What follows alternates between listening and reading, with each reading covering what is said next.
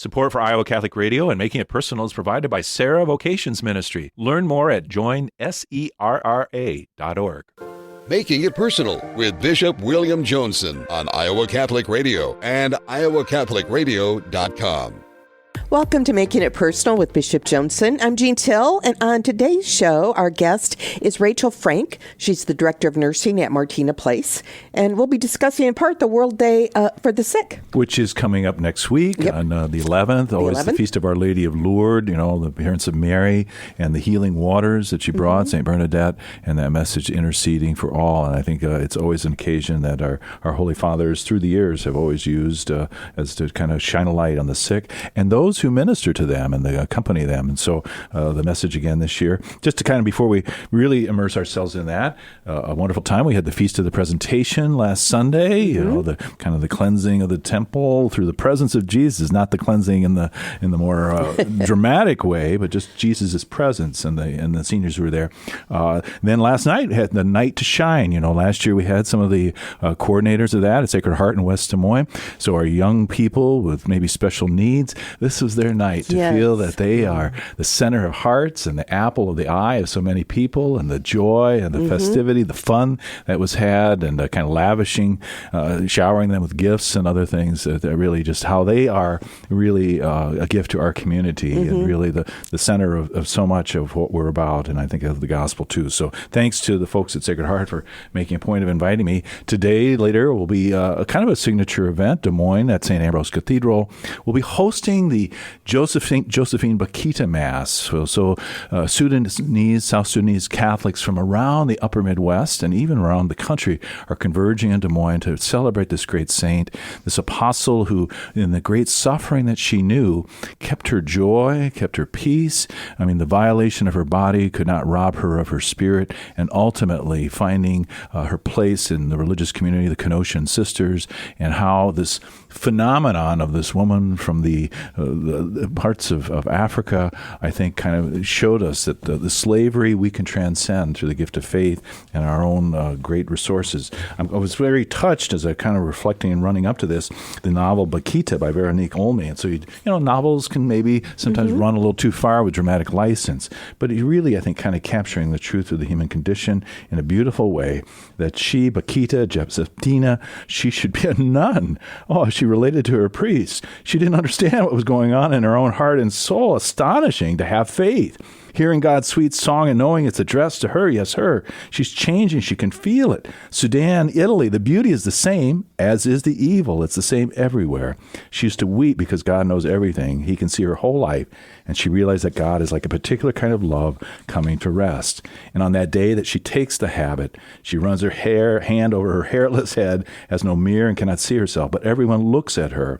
With her shaven head, she looks like slaves photographed in newspapers, illustrated in books by missionaries and doctors. They picture her with a slave yoke around her neck, a chain on her ankle, and they weep with pity, coupled in some cases with a hint of inexplicable guilt. And they're relieved. But she who transcends that is the mother with the Mater Dolorosa, the sorrowful mother. And so Mary, in so many ways, manifests this great gift. And our Holy Father, in this message for this day, as we anticipate our conversation with Rachel here in this way, how sickness can be an occasion for a transformative encounter, the discovery of a solid rock to which we can hold fast amid the tempests of life. Suffering always brings a mysterious promise of salvation. It makes us experience the closeness and reality of God's consoling presence. And so it can be even seen as a gift, a kind of logic that confounds the world in this great way, as we have this great hope and this sharing. How often our closeness to those who suffer do we learn to have faith? How often when we care for those in need do we discover love? We realize there are angels of hope and messengers of God for one another, whether patients, physicians, nurses, family members, friends, priests, men and women, religious, no matter where we are, whether in the family or in clinics, nursing homes, hospitals, or medical centers. And so we can sing that hymn together to human dignity, a song of hope. inspiring words. It kind of gets me revved up, obviously. I kind of like a little lyric dimension to all this, but we're going to have a, no pun intended, frank conversation with Rachel here in a moment, and looking forward to it. We're going to take a quick break, and when we return, we will be visiting with Rachel Frank, Director of Nursing at Martina Place, and we'll be discussing the World Day of the Sick and her vocation to serving those. You're listening to Making It Personal with Bishop Joensen on the Iowa Catholic Radio Network and the Spirit Catholic Radio Network. Welcome back to Making It Personal with Bishop Joensen. And on today's show, we're visiting with Rachel Frank, Director of Nursing at Martina Place, and we'll be discussing the World Day of the Sick. So glad to have you, Rachel Frank. Thank you. And I don't want to be too familiar in calling you Rachel. We've only had some brief encounters, but every time I've come away very impressed. In fact, I've gone back to the Pastoral Center. I said, there's a formidable woman who's overseeing Martina Place at Bishop Drum. I respect her and I'm grateful for her. And I think even in our conversation, I said, man, I'm catching a sense of vocation, that you're not here just by accident or because, you have a great skill set that lands you a job that moves you along a career track, but it's just who you are. But as I come to know you, you're a woman of faith, but of Christian faith and not of a Catholic upbringing. Yes. But being on Bishop Drum campus and serving the residents that we have out there on campus, I have learned so much about the Catholic faith. And it's a special place. That campus is special. And in my own faith, it's helped me to reconnect. We have, I can almost recite, the rosary. I hear it 3 times a week, It's broadcast over our activity room in my building, you hear everything. Okay. And sometimes they turn it up pretty loud. So, when you enter Martina, hopefully not too in your face, I hope. No, but it's what makes us special. And it's what draws people that want to come to live there because they feel it. Mm-hmm. We're a family, and that faith is a big part of that. Okay. And so when we think about Bishop Drum, we think of the continuum of care. People are still independent in their lives in Macaulay Terrace. You're kind of the next phase of that, right? Yeah. At the Martina Place. And then the Bishop Drum Center itself. But let's hear more about you, making it personal. What's led you to this path and you kind of multiple vocations as a spouse and as one who herself, tried to kind of bring the gospel and be a minister in your own right. Well, I'm one of those people. I always knew what I wanted to be. I never, questioned what I was going to be when I grew up. And was that in the Midwest or? I grew up in Oklahoma. Okay. Yep. And, animals were a big part of our lives, I enjoyed caring for those that weren't feeling well, Even when I was young, I was the high school kid that had the hour that went and helped when we still had the special ed rooms. Mm-hmm. Just, and going to the Special Olympics. And there's just always something in my heart that bringing that hope, right? Mm-hmm. Giving them that joy for that day, for that moment. Because us in our healthy lives, we still have struggles, but usually we can overcome those by ourselves. Somebody that's ill or disabled, a lot of times they need that helping hand. They need somebody to stand by them, to let them know it's going to be okay. We're going to make it through, Mm-hmm. Mm-hmm. Wow. I have to chuckle. It's almost like Oklahoma's taking over Iowa Catholic Radio here with Bo Bonner in the morning show. Himself not raised as Catholic. We're going to have to work on this. We're invading. Tornado alley's blowing through here, But and so it was just a very natural disposition. You weren't looking to pad your resume or anything. Your parents were supportive of this? My parents were very proud of my work. I started working in the nursing home when I was 16. As a CNA or? Well, and actually when I started working in the nursing homes, you weren't required to be certified. So I actually was in one of the first groups in Oklahoma. We went to Oklahoma City in a huge auditorium and we all took the first CNA test. And my parents were so proud of me when I brought that certificate home. And I was proud of myself, you know. And from there, you know, I had a physician in the town that when I graduated, I was kind of, you know, trying to decide what college and stuff. He needed a nurse. He needed a medical assistant. And he took me under his wing and trained me. And I learned how to draw labs. I learned how to do x-rays. I mean, just everything. From there, being offered a position in a hospital as a surgical tech, you know. And so my career path, people have placed things in my path that have helped me to grow.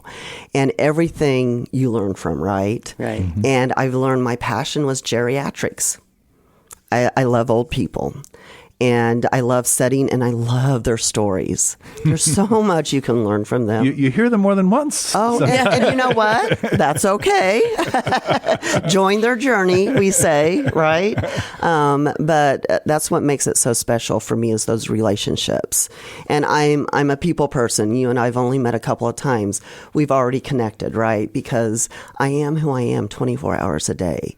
And that nursing heart is just, it is who I am. Yeah. So at an early age and growing up in kind of a farm background, I'm hearing, or, you know, familiarity with animals, you weren't squeamish with all the things, body fluids. No, and I loved all the science all that. classes. I was excited when we got to dissect the frogs and all that stuff. Oh, yes. I mean, I was so, you know, the human body is amazing. And, you know, being able to work so closely with those that are ill and seeing those miracles firsthand, I mean, that's just, what other job do you get to do that on a daily basis? Right? Well, maybe bishop. Maybe that job. But maybe. But that wonder, you know, and you know, you're not familiar. You know, I have some background in life science, you know, but that wonder of the human body. I mean, gross anatomy. Just wow, this is something. This has to point to a creator who is supremely intelligent and bringing this together. This is not just kind of an evolutionary, you know, convergence of different things. Mistake. You know, in a way. And so combining this, you know, with an orientation to possibly, you know, embrace the ministry too. That's something I just have come to know here prior to the show starting today. So can you just open that up for us a little bit? You know, God is in everything we do, right? I mean, he has to be. I can't do my job by myself. It's by the grace of God that I'm able to do it. Being able to hold somebody's hand because they're afraid of death and try to reassure them, you know, it's going to be okay. You know, holding that person's hand that they're just so ready to go and meet with Jesus, right? You get both sides of that. So being able to use my background, you can... It goes one and one. It just melds together, right? And that's what makes it Did so you special. formally study for the ministry? You make reference to your Methodist faith. So I did, through the Methodist Church, I did go through their formal training for lay ministry. Okay. And that was like a 2-year process. And so I had the opportunity of, you know, preaching some sermons. Some of my favorite things at the time when my kids were younger was Vacation Bible School. And we always went overboard with that because why not? You know, Bible studies, those types of things. Those all are what make you stronger as a person and more resilient, right? You've got to have that perseverance. You know, there's going to be trials, there's going to be tribulations, but there's that hope. That hope. Yeah. There's always that hope. And, you know, hope has to be the center of nursing. You can't be effective without it. You've got to be able to give them hope for that pain relief. Hope that you're going to make it another day, you know. Hope that it's going to be okay. You're not alone. Hope that God has not abandoned them. Never. And that this is not just all... fleeting moment, and then we cease to be in that way. I think we're aware of the Holy Father's message. Hope does not disappoint. This is a special year for us as Catholics. We call it a Jubilee year, where we're to be pilgrims of hope. But you've been a pilgrim of hope for a long time, Rachel, in this. There are a lot of challenges for nurses and healthcare professionals these days. The pandemic posed its own challenges. I think the fatigue factor is there for many. And so how much of your responsibility is to instill hope in your staff and to really be a source of encouragement? Every day we have 2 meetings. We have one at 10 o'clock in the morning and we have one at 2:30 in the afternoon. And my staff and I come together, and again, one of the things I love about working at Martina Place is I can open with a verse, I can open with a prayer, center us on remember why we're here. This isn't a paycheck. This isn't Walmart. You can't just, not do your job and go home. There's people that are depending on us to take care of them, And my kind of thing is just take care of them like your grandpa and grandma. If you can do that, if you can just do that, you're going to make a world of difference in that person's day, right?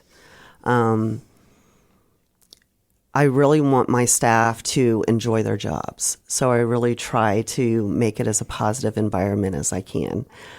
Joy and laughter is very important to me. It's important to my residents. I've got them so spoiled now. If I come to a meeting and I don't have a list of jokes ready to tell them, you're in big trouble. I'm in big trouble, right? So joy and laughter. It never works for me. I just can't, deliver that joke. I was looking at Cicero has a thing, how to tell a joke. I think I need to go back and review that. But, all of that comes together, and it makes Martina Place a special place because we are like a family. My residents know my staff know my residents. They know what they want before they even ask for it, They know Helen wants 2 creamers with her coffee in the morning, That's just an example. Yeah. It's a very personal job. Sometimes the hard times are when our residents are ill and not doing well. My staff don't deal with a lot of death in my facility, but there are times that, illness takes a turn quickly. And that is, for me, I always tell my staff, even though it's hard for us, right, this is our last gift to them. Powerful. This is our last gift. Yeah. And helping people as maybe their weakness continues to mount, and that discernment that they're going to have to let go of what residual independence and autonomy they have at Martina Place as they move to that next phase as well. There must be grief and all the emotions that go with that, right? Anger and other things. Do you see that? Yeah. And my encouragement is always, we do this. This is part of life. I mean, we're all going to die, right? And all of us are a little afraid of death, right? What is that going to look like? But again, where that hope comes in, hope that you're not going to be alone. And death can be a beautiful thing. We think about, the temptations that beset us both internally, but I think, even impinging from the forces that want to rob us of our hope, the forces of evil that are present.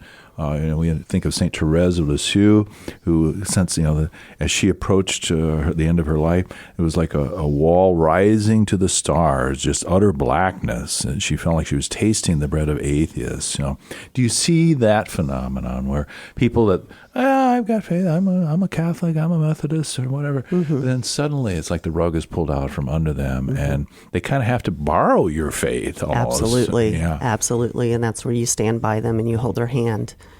And, you pray with them.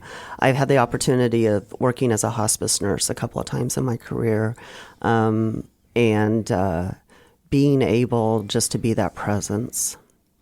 That transition can be beautiful because they're going on to a glorious place. And when they know that and they see that and the family knows it, it's a beautiful thing to witness. It really is. Sometimes there aren't any words to say. And that can be an uncomfortable thing for us as humans, right? Mm-hmm. That silence can be scary. Mm-hmm. But sometimes that's what's needed also. Mm-hmm. Mm-hmm. Well, amen. Amen, sister. And that's something, my privilege of being a chaplain in a large care facility for 3 or 4 years, and just, I think any priest in the course of his ministry, you're blessed to have Father Guthrie Dolan, and yes, I sense that you kind of, mentor him, kind of being a big sister to him at times, we get too. Along really well. He's a good guy. He is such a blessing to our campus. He has really stepped in and has, he does a good job, so we're blessed to have him. Well, and I trust you telling that once in a while, because like anyone, they need to be affirmed in that way. So we can maybe after the break come back and family dynamics. And I, experiencing even the death of my priest uncle and through hospice care over a month. Sometimes family, want to step in and say the words, and are uncomfortable with the silence. So we'll maybe look at that and some other things. Okay. Stay with us as we continue our conversation with Rachel Frank, the Director of Nursing at Martina Place, and as we discuss World Day of the Sick and how that really impacts each of us in our own vocation. You're listening to Making It Personal with Bishop Joensen on the Iowa Catholic Radio and the Spirit Catholic Radio Network.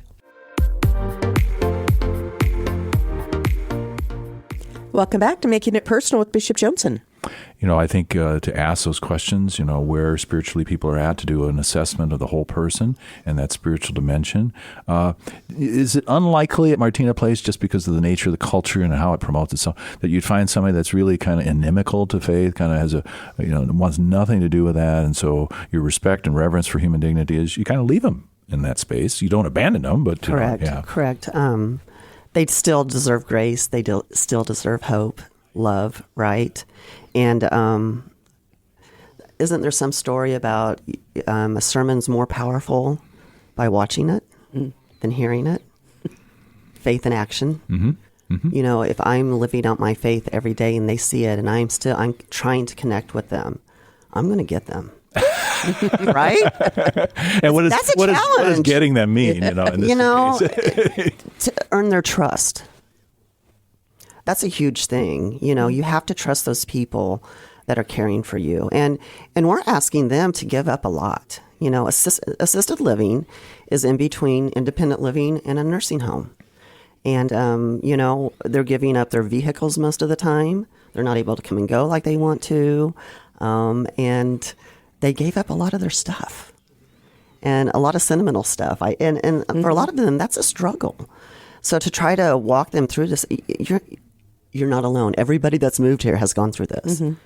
And it's going to be okay. We're going to help you. We understand your anger and your frustration right now. Mm-hmm. But being able to recognize that. Mm-hmm. And I think I've been... Without charting from, 6 months from now, you'll be fine with that. No, just being present. Recognizing that moment. I understand how you feel, and it's legitimate. You have every right to feel angry and disappointed and upset. I'm sure this is not where you want to be.